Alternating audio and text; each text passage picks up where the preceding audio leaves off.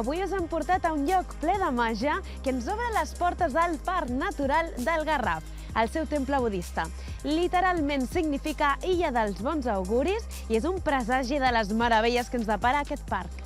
Us saludem des d'un parc natural amb una morfologia àrida i abrupta que gira entorn de les roques calcàries i el seu funcionament càrstic, o el que és el mateix, d'aigües subterrànies. Poseu-vos còmodes, que ara ho descobrim. El Parc Natural del Garraf, de 10 hectàrees, es situa a la serralada litoral davant de la costa central entre les comarques de l'Alt Penedès, el Garraf i el Baix Llobregat. La singularitat del parc és la seva geologia formada per roques calcàries molt permeables que deixa paisatges rocallosos emblanquinats i erosionables. Tot plegat fa que sigui un espai d'aigües subterrànies i amb pocs cursos d'aigua superficials.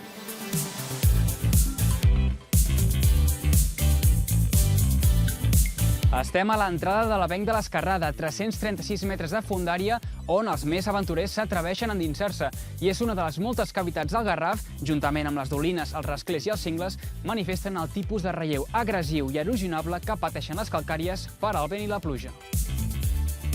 La combinació de molt de sol, poca vegetació i aigua fa que no sigui un lloc molt confortable perquè hi visquin els animals. Tot i això, en trobem un de molt curiós, la tortuga mediterrània.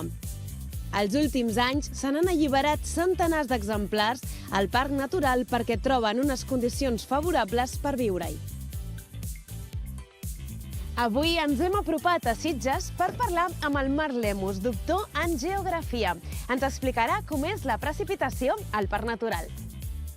La precipitació aquí al Parc Natural del Garraf és variada. Tenim la zona a major altitud, on es recullen pràcticament 700 mil·límetres, i de fet, per la naturalesa calcària d'aquesta àrea, tenim una elevada infiltració de la precipitació. Per tant, tenim el que són rius subterranis, per tant, aqüífers, que acaben arribant a la zona de la costa i també formen el que s'anomenen uns petits brolladors, una barreja d'aigua salada i dolça. La pluja és escassa, però està molt influenciada per aquest element que veieu aquí, que és el mar.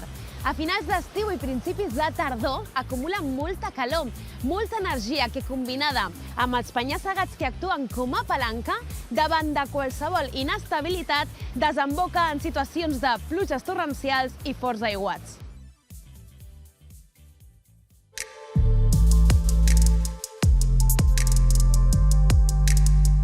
Estem a una de les zones més inflamables de Catalunya per un conjunt de factors bioclimàtics que deixen el territori molt eixut. Per una banda, l'escassetat de pluges es combina amb ventades intermitents de mestral que ressequen el parc.